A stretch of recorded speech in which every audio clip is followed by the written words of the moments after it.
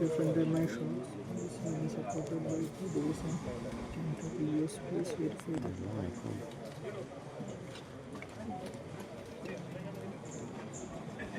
40-45 minute എടുത്തു ഈ അതിരപ്പള്ളിയിൽ നിന്ന് ആനയെ കോടനാട് എത്തിക്കാൻ. കോടനാട് അതിനുശേഷം കനത്ത നിയന്ത്രണമായിരുന്നു.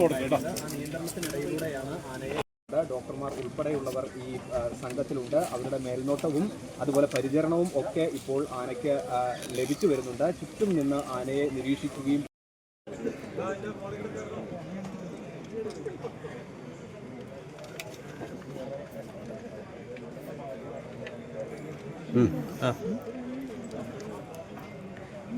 അവിടെ അത് ആന ചവിട്ടി കൊന്നിട്ടുണ്ടല്ലോ. ഞങ്ങളെല്ലാവരും കൂടി കൊണ്ടു തൃശ്ശൂർ.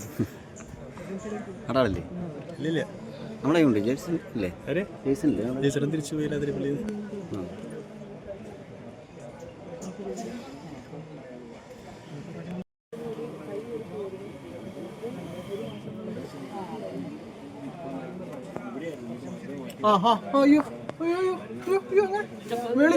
വേളിക്കാർ എടുക്കാൻ